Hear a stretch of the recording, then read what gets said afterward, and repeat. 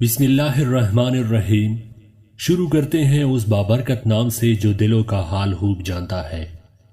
محترم ناظرین، تاریخی اعتبار سے دنیا کا ایک اہم ترین شہر جب فتح ہونے جا رہا تھا تو فاتح فوج کے سپہ سالار نے اپنے حاکم سے کہا کہ آپ آئیں اور شہر کا چارج سنبھالیں، اور یہی شرط اس شہر کے حاکم نے بھی رکھی تھی کہ حاکم آئے گا تو اسی ہی شہر کی کنجیاں دی جائے گی۔ چنانچہ حاکم نے آنے کی اطلاع کر دی اور لوگ اس کی آمد کی تیاریوں میں مصروف ہو گئے۔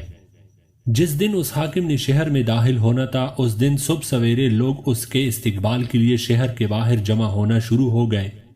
دن چڑھے دور گرد کا غبار اٹھا تو لوگوں کو لگا کہ حاکم کی سواری آ گئی۔ جب غبار چھٹی تو دیکھا کہ ایک اونٹنی کی مہار تامے ایک شخص پیدل چلا آ رہا ہے، جبکہ دوسرا شخص اس اونٹنی پر سوار ہے۔ پیدل چلنے والے کے جسم پر جو پوشاک تھی اس پر 14 پیوند لگے تھے۔ پاؤں کیچڑ میں لت پت ہونے کی وجہ سے جوتے ہاتھ میں پکڑ کر رکھے تھے اور دوسرے ہاتھ سے اونٹنی کو کھینچتا آ رہا تھا۔ سپہ سالار نے جب انہیں دیکھا تو پکار اٹھا کہ اے بیت المقدس والو، تیار ہو جاؤ، ہمارا حاکم عمر فاروق آ پہنچا۔ بیت المقدس والے رومی حکمرانوں کے ٹاٹ سے واقف تھے۔ یہ منظر ان کے لیے ناقابل یقین تھا۔ پوچھا کہ عمر وہ ہے جو اونٹنی پر سوار ہے؟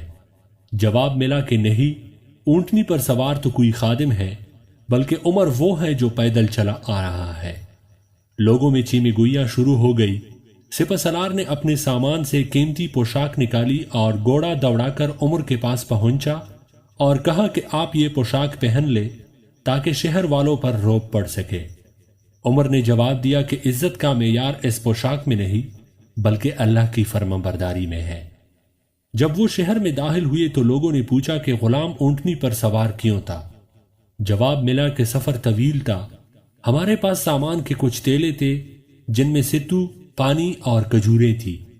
اونٹنی ایک تھی اور مسافر دو، اور ایک وقت میں سامان کے ساتھ صرف ایک ہی بیٹھ سکتا تھا۔ چنانچہ یہ طے ہوا کہ ایک منزل ایک مسافر اونٹنی پر سوار ہوگا اور دوسری منزل دوسرا مسافر۔ اتفاق یہ ہوا کہ جب بیت المقدس داخل ہونے لگے تو اونٹنی پر سواری ہونے کی باری غلام کی تھی۔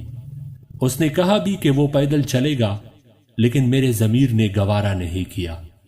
محترم ناظرین، یہ تھے وہ عمر فاروق رضی اللہ تعالیٰ عنہ جو 22 لاکھ مربع میل پر پہلے رقبے کے حکمران تھے۔ سبحان اللہ۔